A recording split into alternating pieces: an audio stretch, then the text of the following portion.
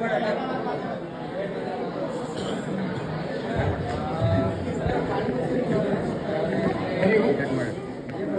Fit India ಐತೆ ಎಲ್ಲರೂ ನೋಡಿ ಹೆಂಗೆ ಕಾಂಟ್ರಾದಾಗ ನಡ ಸತ್ತರ ಗೊತ್ತಿಲ್ಲ.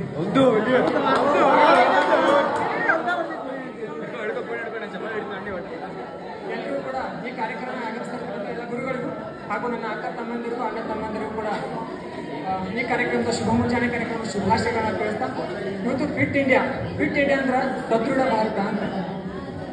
ಆಗಸ್ಟ್ 29, 2019 ನವದೆಹಲಿ ಒಳಗ ಪ್ರಧಾನಮಂತ್ರಿಯವರು ಭಾಷಣ ಮಾಡೋದ್ರ ಮುಖಾಂತರ ಇದನ್ನ ಚಾಲನೆ ತರ್ತಾರ. ಆಗಸ್ಟ್ 29 ಯಾಕಂದ್ರೆ ಅಂದ್ರೆ ಅವತ್ತು ರಾಷ್ಟ್ರ ಕ್ರೀಡಾ ದಿನ ಆಯ್ತು.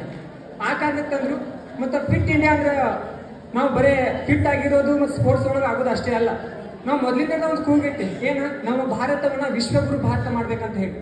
ವಿಶ್ವಗುರು ಭಾರತ ಮಾಡ್ಬೇಕಂದ್ರೆ ಸರ್ವತೋಮುಖವಾಗಿ ಅಭಿವೃದ್ಧಿ ಹೊಂದ್ಬೇಕು. ಸರ್ವತೋಮುಖವಾಗಿ ಅಭಿವೃದ್ಧಿ ಹೊಂದ್ಬೇಕಂದ್ರೆ ಅದ್ರ ನಾವು ಫಿಟ್ ಆಗಿರೋದು ಕೂಡ ಒಂದು ಬರುತ್ತೆ. ಹಿಂದಿ ಒಳಗೆ ಒಂದು ಮಾತು ಹೇಳ್ತಾರೆ, ಬಾಡಿ ಫಿಟ್ ಆಯ್ತು ಮೈಂಡ್ ಫಿಟ್ ಅಂತ ಹೇಳಿ. ಒಂದು ಚಿಕ್ಕ ಇನ್ಫಾರ್ಮೇಶನ್ಗೋಸ್ಕರ ಹೇಳ್ತಾರೆ, ನಾವು ವಿಶ್ವದೊಳಗೆ ನಮ್ಮ ಯುವಕರು ಪ್ರತಿ ವರ್ಷ 8 ಲಕ್ಷಕ್ಕೂ ಅಧಿಕ ಜನ ಆತ್ಮಹತ್ಯೆ ಮಾಡ್ಕೊಂಡು ಸಾಯ್ತಾರೆ. ಆತ್ಮಹತ್ಯೆ ಆಗೋದೇನಕ್ರಿ, ನಮ್ಮ ಮೈಂಡ್ ಫಿಟ್ ಇರಂಗಿಲ್ಲ. ಸ್ಟ್ರೆಸ್ ಪ್ರಾಬ್ಲಮ್ ಈ ರೀತಿ ಮಾನಸಿಕ ಒಳಗಾಗಿ ಆತ್ಮಹತ್ಯೆ ಮಾಡ್ಕೊಂತೀವಿ. ಅದ್ರೊಳಗೆ ನಮ್ಮ ದೇಶದೊಳಗ ಒಂದು ವರ್ಷಕ್ಕೆ 1,63,000 ಜನ ಆತ್ಮಹತ್ಯೆ ಮಾಡ್ಕೊಂಡು ಸಾಯ್ತಾರೆ. ಏನಂದ್ರೆ ನಾವು ಫಿಟ್ ಆಗಿರಂಗಿಲ್ಲ. ನಾವು ಫಿಟ್ ಆಗಿದ್ದೀವಿ ಅಂದ್ರೆ ನಾವು ಮೈಂಡ್ ಫಿಟ್ ಆಗಿರ್ತೈತಿ. ನಾವು ಎಷ್ಟು ಮೈಂಡ್ ಫಿಟ್ ಆಗಿರ್ತೀವಿ, ನಾವು ಎಷ್ಟು ಸ್ಟ್ರಾಂಗ್ ಆಗಿರ್ತೀವಲ್ಲ, ನಮಗೆ ಯಾವುದೇ ರೀತಿ ಪ್ರಾಬ್ಲಮ್ಗಳು ಬರಂಗಿಲ್ಲ. ಯಾವುದೇ ರೀತಿ ಪ್ರಾಬ್ಲಮ್ಗಳು ಬಂದ್ರು ಕೂಡ ಅದನ್ನ ಫೇಸ್ ಮಾಡ್ತಕ್ಕಂಥ ಶಕ್ತಿ ನಮ್ಮೊಳಗೆ ಇರುತ್ತದ. ಅದಷ್ಟೇ ಅಲ್ಲದ ಇನ್ನೊಂದು ಹೆಣ್ಮಕ್ಳ ವಿಷಯಕ್ಕೆ ಬರ್ತಂದ್ರ ನಮ್ಮ ದೇಶದೊಳಗೆ 72,000ಕ್ಕೂ ಅಧಿಕ ಜನರನ್ನ ಬರೇ ವರ್ಷಕ್ಕೆ ಅತ್ಯಾಚಾರ ಬಲಾತ್ಕಾರ ಮಾಡಿಕೊಳ್ತಾರ. ನೋಡ್ರಿ, ನಮ್ಮೊಳಗೆ ಹೆಣ್ಣಿಗೆ ಒಂದು ತಾಯಿ ರೂಪನ ಕೊಟ್ಟಾರ, ಒಂದು ತಾಯಿಯ ಒಂದು ಸ್ಥಾನ ಕೊಟ್ಟಾರ.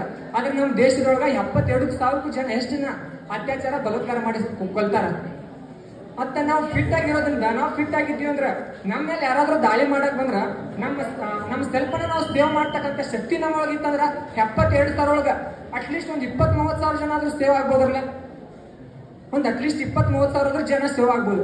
ಅದಕ್ಕೆ ಡೈಲಿ ನಾವು ಫಿಟ್ನೆಸ್ ಅಂದ್ರೆ ಡೈಲಿ ಫಿಟ್ ಮಾಡ್ಬೇಕು. ಡೈಲಿ ಅಂದ್ರೆ ಒಂದು ಅಟ್ಲೀಸ್ಟ್ 1 ಗಂಟೆ ಆದ್ರೆ ನಮ್ಮ ದೇಹಕ್ಕೋಸ್ಕರ ನಾವು ತೆಗೆದಿಡ್ಬೇಕು. ಇದು ಅಷ್ಟೆಲ್ಲ ಕೊನೆಗಾಗಿ ಒಂದು ಕಮ್ಮಿ ಐತೆ ಒಂದು ಚಿಕ್ಕ ಸ್ಟೋರಿ ಹೇಳಕ್ ಇಷ್ಟಪಡ್ತೇನೆ. ನಾವು ಮೊದಲಿಂದ ಒಂದು ಏನ್ ಯೋಚನೆ ಮಾಡ್ತೀವಿ ಅಂದ್ರೆ ದೇಶ ನಮಗೇನು ಕೊಟ್ಟೈತಿ ಅಂತ ಯೋಚನೆ ಮಾಡ್ತೀವಿ, ಆದ್ರೆ ದೇಶಕ್ಕೆ ನಾವೇನು ಕೊಟ್ಟಿವಿ ಅಂತ ಹೇಳಿ. ನಾವು ವಿಶ್ವಗುರು ಭಾರತನ ಮಾಡಕ ಯುವಕರ ಪಾತ್ರ ಬಹಳ ಅತ್ಯದ್ಭುತವಾಗ್ಯದ. ನಮಗೆ ಸ್ವಾತಂತ್ರ್ಯ ಸಿಗೋಕ್ಕಿಂತ ಮುಂಚೆ ಒಂದು 11 ವರ್ಷದ ಹಿಂದೆ ಅಂದ್ರೆ ಅವತ್ತು 1936 ಜರ್ಮನಿ ಮತ್ತು ಭಾರತದ ಮಧ್ಯ ಹಾಕಿ ಪಂದ್ಯ ನಡೆದಿರ್ತಾರೆ. ಆ ಕ್ರೀಡಾಂಗಣದೊಳಗಡೆ 25,000ಕ್ಕೂ ಹೆಚ್ಚು ಜನ ಇರ್ತಾರ. ಅಲ್ಲಿ ಮತ್ತೆ ಹಿಟ್ಲರ್ ಕೂಡ ಇರ್ತಾನ. ಭಾರತ ಜರ್ಮನಿ ಮಧ್ಯೆ ಒಂದು ಹಾಕಿ ಪಂದ್ಯ, ಫೈನಲ್ ಪಂದ್ಯ ನಡೀತಿರ್ತದ. ಅವತ್ತು ಹಾಫ್ ಟೈಮ್ ಒಳಗೂ ಕೂಡ ಭಾರತ 1 ಅಂಕದಿಂದ ಮುಂದಿರ್ತದ. ಹಾಫ್ ಟೈಮ್ ಆದ್ಮೇಲೆ ಮುಂದೆ ಹೋಗ್ಬೇಕಾದ್ರೆ ಬಿಡಲ್ಲನ ಒಂದ ಅಂದ್ರೆ ಒತ್ತಾಡಿದ್ರು ಬಿಡಲ್ಲನ 15 ಗೋಲ್ಗಳನ್ನ ಮಾಡ್ತಾರ. ಅವ್ರ ಹೆಸರು ಧ್ಯಾನ್ ಚಂದ್ ಅಂತ ಹೇಳಿ. ಅವ್ರು 15 ಗೋಲ್ಗಳನ್ನ ಮಾಡಿದ್ದು ನೋಡಿದ್ರೆ ಅವತ್ತು ನಮ್ಮ ಭಾರತ 15 ಪಾಯಿಂಟ್ ಹೆಚ್ಚು ಜಯ ಗಳಿಸ್ತದ. ಆ ಹಿಟ್ಲರ್ ಏನ್ ಇರ್ತದಲ್ಲ, ಹಿಟ್ಲರ್ ಬಂದ ಏನಂತ ಹಾಕಿದ್ದ ಧ್ಯಾನ್ ಚಂದ್ ಇರ್ತದಲ್ಲ, ಅವ್ರು ಸ್ಟಿಕ್ ಮುರಿರಿ, ಆ ಸ್ಟಿಕ್ ಒಳಗೆ ಏನಾದ್ರು ಇರ್ತದ ನೋಡ್ರಿ, ಲವ್ ಚುಂಬಕ್ ಏನೋ ಹಾಕಿದ್ರೇನ ಅದನ್ನ ಒಟ್ಟೆ ಹಿಡ್ಕೊಂಡು ಅವ್ರು ಆಡತ್ತಾರ ಅಂತ ಹೇಳ್ಸಿದ್ರು. ಅವಾಗ ಅವ್ರು ಸ್ಟಿಕ್ ಮುರಿತಾರ. ಅವ್ರ ಧ್ಯಾನ್ ಚಂದ್ ಅವ್ರು ಸ್ಟಿಕ್ ಮುರಿದ್ರೆ ಆ ಸ್ಟಿಕ್ ಒಳಗೆ ಏನೂ ಆಗಿಲ್ಲ. ಯಾಕಂದ್ರೆ ಅವ್ರ ಆಟನ ಆಗಿರ್ತದೆ. ಯಾಕೆ ಅವ್ರು 24x7 ಪ್ರಾಕ್ಟೀಸ್ ಮಾಡ್ತಿರ್ತಾರ.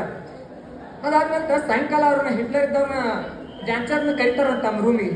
ಕರೆದು ಏನ್ ಹೇಳ್ತಾರಂತ, ನೀ ಹಾಕಿ ಆದ್ ಬಿಟ್ಟು ಬೇರೆ ಏನ್ ಮಾಡ್ತೀಪ ಅಂತ ಕೇಳ್ತಾರ. ಅವ್ರು ಧ್ಯಾನ್ ಚಂದ್ ಹೇಳ್ತಾರ, ನಾ ಹಾಕಿ ಮಾಡಿದ್ ಬಿಟ್ರೆ ಭಾರತದ ಸೈನಿಕ ಅದೀನಿ ಅಂತ ಹೇಳ್ತಾರ. ಅವಾಗ ಹಿಟ್ಲರ್ ಧ್ಯಾನ್ ಚಂದ್ ಮಾತು ಹೇಳ್ತಾರಂತ, ನೀ ದೇಶಕ್ಕೋಸ್ಕರ ಇಷ್ಟೆಲ್ಲ ಮಾಡಿ ಇಷ್ಟ ಅಂತಾರಾಷ್ಟ್ರೀಯ ಲೆವೆಲ್ದೊಳಗೆ ಆಟ ಆಡಕತ್ತಿ, ನೀನು ದೇಶದ ಹೆಸರನ್ನ ಇಷ್ಟೆಲ್ಲ ನೀ ಮುಂದೆ ಪ್ರಚಾರ ಮಾಡಿ, ಆದ್ರೆ ನೀನು ದೇಶ ನಿನಗೆ ಏನ್ ಕೊಡ್ತು ಅಂತ ಕೇಳ್ತಾರಂತ. ನೀ ಬರೀ ಇವತ್ತು ನನ್ನ ಕಡೆ ಬಾ, ನಮ್ ಜರ್ಮನಿ ಬಾ, ನೀನ್ ಯಾವ್ದು ಹೇಳ್ತಿಲ್ಲ ಆ ಅಧಿಕಾರ ಕೊಡ್ತೀನೋ, ನೀನ್ ಎಷ್ಟು ಹೇಳ್ತಿಲ್ಲ ಅಷ್ಟು ಹಣ ಕೊಡ್ತೀನೋ ಅಂತ ಹಿಟ್ಲರ್ ಹೇಳ್ತಾನ. ಅವಾಗ ಧ್ಯಾನ್ ಚಂದ್ ಏನ್ ಹೆಸರು ಕೊಡ್ಬೇಕ್ರಿ, ಅದಕ್ಕೆ ಏನ್ ಉತ್ತರ ಕೊಡ್ಬೇಕು? ಧ್ಯಾನ್ ಚಂದ್ ಹೇಳ್ತಾರಂತ, ನನ್ನನ್ನ ಮುಂದುವರಿಸ್ತಕ್ಕಂಥ ಕೆಲಸ ಭಾರತದಲ್ಲ, ನನ್ನ ದೇಶವನ್ನ ಮುಂದುವರಿಸ್ತಕ್ಕಂಥ ಕೆಲಸ ನನ್ನದು ಅಂತ.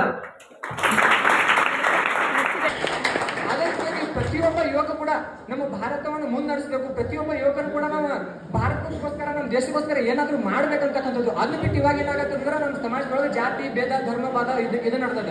ಅದ್ ಬಿಟ್ಟು ಕೆಲವೊಂದ್ ಕಡೆ ಮಹಾತ್ಮರು ಹೇಳ್ತಾರ, ಬೀಸುವ ಗಾಳಿ ಜಾತಿ ಕೇಳಿಲ್ಲ ನಿನಗ, ಹರಿಯುವ ನೀರ ಮುಟ್ಟಬೇಡ ಅಂದಿಲ್ಲ ನಿನಗ. ಬೀಸುವ ಗಾಳಿ ಜಾತಿ ಕೇಳಿಲ್ಲ ನಿಮ್ಗ, ಹರಿಯುವ ನೀರ ಮುಟ್ಟಬೇಡ ಅಂದಿಲ್ಲ ನಿಮಗ. ಜಾತಿ ಗದ್ದಲದಾಗ ನೀತಿ ಮರ್ತಿರೋ, ಜಾತಿ ಮುಖ್ಯ ಅಲ್ಲ ನೀತಿ ಮುಖ್ಯ, ತಿಳಿಯೋ ಮನುಷ್ಯ ಮಾರ್ಗ ಅಂತ ಹೇಳಿ. ಅದನ್ನೆಲ್ಲ ಬಿಟ್ಟ ದೇಶಕ್ಕೋಸ್ಕರ ಏನಾದ್ರು ಮಾಡಿ, ದೇಶಕ್ಕೋಸ್ಕರ ಸೇವೆ ಮಾಡಿ, ನಮ್ಮನ್ನು ನೋಡಿ ಹಲವಾರು ಜನ ಇನ್ಸ್ಪಿರೇಷನ್ ತಗೊಂಡು ನಾವು ಫಿಟ್ ಆಗಿದ್ರೆ ನಮ್ಮ ನೋಡಿ ಅಣ್ಣ ತಮ್ಮ ಅಕ್ಕ ತಂಗಿ ಈ ರೀತಿ ನಮ್ಮ ಕುಟುಂಬದೊಳಗ ನಮ್ಮ ಓಣಿ ಒಳಗೆ ಇರ್ತಾರೆ. ನಮ್ಮನ್ನ ನೋಡಿ ಅವ್ರು ಮಾಡ್ಬೇಕು, ಇನ್ನೊಬ್ರು ನೋಡಿ ನಾವು ಜೀವನ ಮಾಡ್ಬಾರ್ದ, ನಮ್ಮನ್ನ ನೋಡಿ ಇನ್ನೊಬ್ರು ಜೀವನ ಮಾಡಬೇಕು, ಆ ಲೆವೆಲ್ಗೆ ಹೋಗ್ಬೇಕಂತ ಹೇಳ್ತಾ ನನಗೆ ಮಾತಾಡೋಕೆ ಅವಕಾಶ ಮಾಡಿಕೊಟ್ಟಿರ್ತಾನೆ ತಮ್ಮೆಲ್ಲರಿಗೂ ಗುರು ಅಂತ ನಾನು ಒಂದೇ ಅನ್ಸ್ಕೊಂಡು ಧನ್ಯವಾದಗಳು ವಿದ್ಯಾರ್ಥಿಗೆ.